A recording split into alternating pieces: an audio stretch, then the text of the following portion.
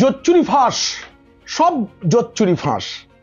আমি আজ এমন কিছু তথ্য দেখাবো, এমন কিছু কাগজ দেখাবো যাতে আপনারা বুঝতে পারবেন ভাইপো বাবু তার এলাকায় কিরকম জোচ্চুরি করেছেন। একটা প্রবাদ আছে না, বারে বারে ঘুঘু তুমি খেয়ে যাও ধান, এবারে ঘুঘু তোমার বধিব পরাণ। জোচ্চুরির পরাণ বধ করার পরিকল্পনা করে ফেলেছে নির্বাচন কমিশন।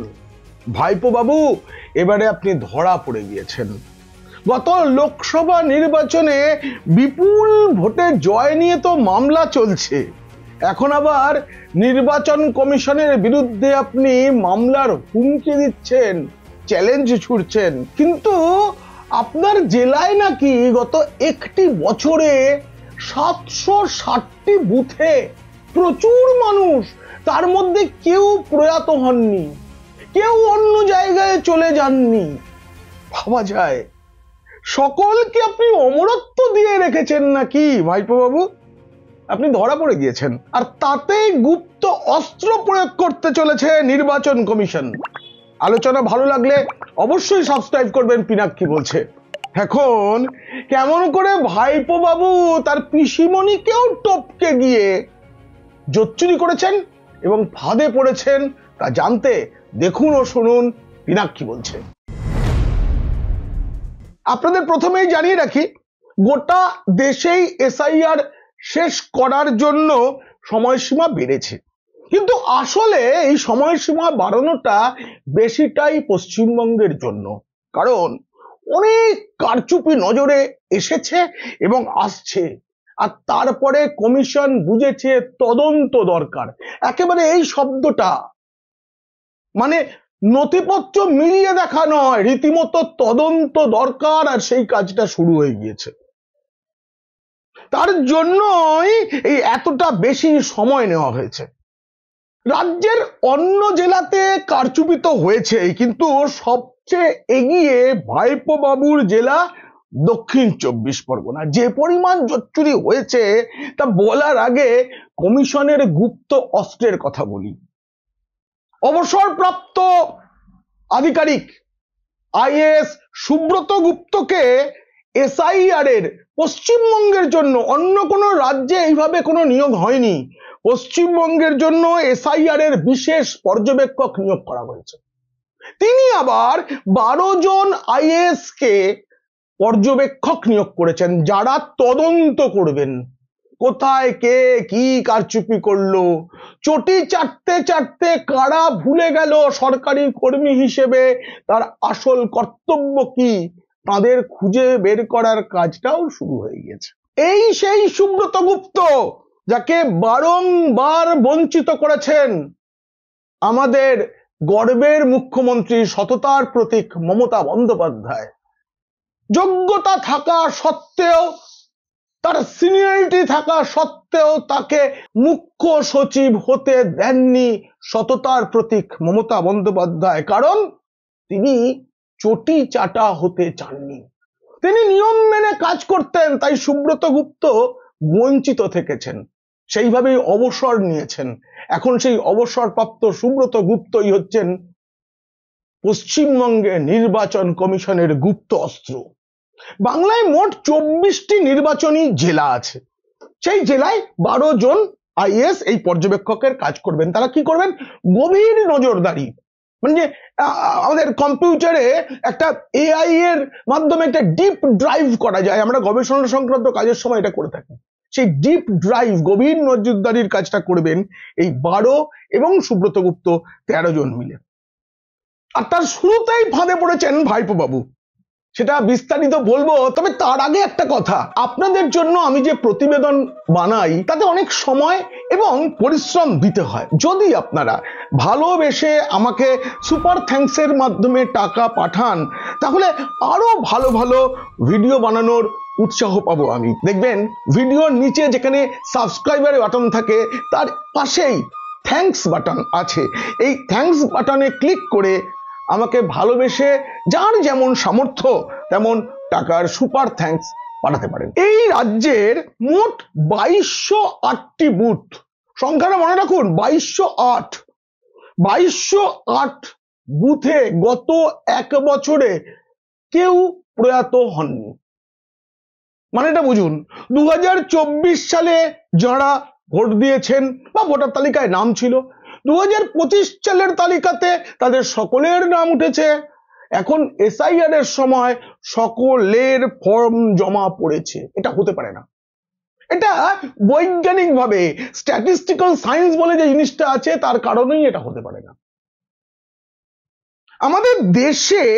আমাদের দেশে যে গড় মৃত্যুর হার প্রতি 1000-এ 7.53%। মানে হিসেবটা তো মানুষ, তাতে তো দশমিক দিয়ে হিসেব করা যায় না। তাই মোটামুটি 2000 মানুষে 15 জন প্রতি বছরে প্রয়াত হন। এবার এই রাজ্যে আসি। এই রাজ্যের না গড় একটু ভালো, গোটা রাজ্য মিলিয়ে 1000-এ 5.5%। মানে প্রতি 2000-এ 11 জনের মৃত্যু হয় 1 বছরে। কিন্তু মজার বিষয় দেখুন, রাজ্যের 2208টি বুথ, এই বুথে গড়ে 1200 করে যদি ভোটার থাকেন, সেটাই আছে, মোট 26,49,600 জন। এদের মধ্যে কেউ গত 1 বছরে প্রয়াত হননি। এই তথ্য পাওয়ার পর চমকে উঠেছেন কমিশনের কর্তারা। গোটা রাজ্যেই আছে কম বেশি, কিন্তু এর মধ্যে আবার জল, জঙ্গল, বাঘের আক্রমণ, সাপের কামড়, বছরে 3 বার ঝড় বৃষ্টি, এসব নিয়ে কাটানো দক্ষিণ 24 পরগনা, যেখানে মৃত্যুর হার বাকি রাজ্যের তুলনায় বেশি হওয়ার কথা, সেখানে মানে ভাইপো বাবুর জেলায় অমরত্ব বেড়ে গিয়েছে আচমকা। ভাবা যায়, একটা জেলায় 760টি বুথ, কোনো মৃত্যু নেই। কেউ, ওই বুথের বাসিন্দারা গত 1 বছরে কেউ কোথাও চলে যাননি। ভাবা যায় কি সুখের জায়গা। আরো আশ্চর্য হবেন এটা জেনে যে অমরত্বের হিসাবে ভাইপো বাবুর জেলা লেটার মার্কস পেয়ে ফার্স্ট হওয়ার পরেও সেকেন্ড হওয়া পুরুলিয়া অনেক দূরে। ফার্স্ট হয়ে যেখানে 760টি বুথে অমরত্ব দেখাতে পেরেছেন, সেখানে পুরুলিয়ার ঝুলিতে 228। কোথায় 760, কোথায় 228। এরপরে তৃতীয় মুর্শিদাবাদ, সেও গায়ে গায়ে, সেখানে গত 1 বছরে 226টি বুথে নাকি কেউ প্রয়াত হননি, কেউ অন্যত্র চলে যাননি। রাজ্যের সবচেয়ে ধনী মানুষের জেলা, সবচেয়ে বেশি ভালো স্বাস্থ্য পরিষেবা আছে, একাধিক মেডিকেল কলেজ, বেসরকারি হাসপাতাল, অনেক কিছু আছে, সেই দক্ষিণ কলকাতা, মানে আমাদের পিসিমণি তথা গর্বের মুখ্যমন্ত্রী, সততার প্রতীক মমতা বন্দ্যোপাধ্যায়ের জেলা, সেখানে এমন একটি বুথ নেই যেখানে কেউ মারা যাননি। পিসিমণিকে টপকে গিয়েছেন ভাইপো বাবু, অনেক গোলে টপকে গেছেন। সর্বত্রই কেউ না কেউ মৃত। যদি শতাংশের হিসেব করা হয়, তবে উত্তর কলকাতায় 1 বছরে মৃত্যুর হার সবচেয়ে বেশি। আর সংখ্যার হিসেবে সবচেয়ে এগিয়ে রয়েছে উত্তর 24 পরগনা। ভাবুন, উত্তর 24 পরগনা, তার মধ্যেও সুন্দরবনের একটু এলাকা আছে, আর তার দক্ষিণ 24 পরগনা, সেখানে অমরত্বের হার বেশি। ভাবা যায় কত জল, কত জল। এত জল না থাকলে কি কেউ 7 লাখের বেশি ভোটে জিততে পারে বলুন তো? মামলা চলছে যে কি করে তিনি 7 লক্ষ ভোটে জিতেছিলেন, তার কিছু এক্সক্লুসিভ ভিডিও সব প্রকাশ হচ্ছে, পাওয়া যাচ্ছে, সেগুলো আদালতে জমা পড়ছে কিভাবে ভোট হয়েছিল। সিসিটিভি ক্যামেরা সব সরিয়ে দেওয়া হয়েছিল, তারপরেও কিছু ছবি রয়ে গেছে। এত ভোটে জিততে গেলে জল ছাড়া হয়? শুধু ভাইপো বাবুর জেলায় এমন বহু বুথ রয়েছে যেখানে গত 1 বছরে মারা গিয়েছেন হয়তো 1 জন, কোথাও 2 জন। সেখানে আমার এমন মানে হাতে গোনা কয়েকটা ওই এনুমারেশন ফর্ম ফেরত আসেনি, সব ফিল আপ হয়ে জমা পড়ে গেছে। মানে ওই জেলায় অমরত্বের হার বাকি বাংলার চেয়ে অনেক বেশি। রাজ্যে একটি মাত্র ফর্ম জমা পড়েনি এমন বুথের সংখ্যা 542, 2টি জমা পড়েনি এমন বুথের সংখ্যা 420টি। সেই হিসেবেও আমি নির্বাচন কমিশন থেকে পেয়েছি। নির্বাচন কমিশন যেসব ডেটা দিচ্ছে প্রতিদিন কিছু না কিছু, আর যে আমি সংগ্রহ করতে পেরেছি তাতে বিস্মিত হওয়ার বিষয়। এবারে জেনে রাখুন, এটাও কিন্তু হতাশ হওয়ার কিছু নেই। এখনো পর্যন্ত এআই প্রয়োগ করে যাচাই হয়নি, গভীর নিরীক্ষণ যেটা বলছিলাম, ডিপ সার্চ, সেই কাজটা শুরু হয়নি। এআই মানে আপনারা জানেন যেখানে কৃত্রিম বুদ্ধিমত্তা, মানুষের বুদ্ধি দিয়ে কৃত্রিম বুদ্ধিমত্তা তৈরি করা হয়েছে, যেখানে বহু মানুষের বুদ্ধি একসাথে প্রয়োগ করা হয় সফটওয়্যারের মাধ্যমে। আমরা সাধারণভাবে এআইটা বুঝি একটু একটু, কিন্তু আমি কমিশনের একটি কাগজ পেয়েছি, তাতে বলা হচ্ছে যে নিখুঁত স্ক্যান করা হবে। কি রকম করে এআই কাজ করবে? তো একজন কর্তা আমাকে যেন বলছেন যে কারো কোনো তথ্যে গোলমাল থাকলে তার যন্ত্র আমাদের ধরিয়ে দেবে। অনুপ্রবেশকারীকেও এইভাবে চিহ্নিত করা যাবে। কিভাবে চিহ্নিত করা যাবে বলছি। কেউ যদি বাবার নাম অন্য দেন, একটা পছন্দের বাবার নাম দিয়ে দিয়েছেন এদেশের নাগরিক, বা 2002 সালের তালিকার সঙ্গে অসঙ্গতি থাকে, সেটাও এআই ধরিয়ে দেবে। এই যে আপনারা ফর্মগুলো ফিল আপ করেছেন, আমিও করেছি, এগুলোকে স্ক্যান করা হয়েছে। এই স্ক্যান করা হয়ে গেলে এই ডেটাটা, এর মধ্যে অনেক ডেটা আছে যেটা আমরা খালি চোখে দেখতে পাই না।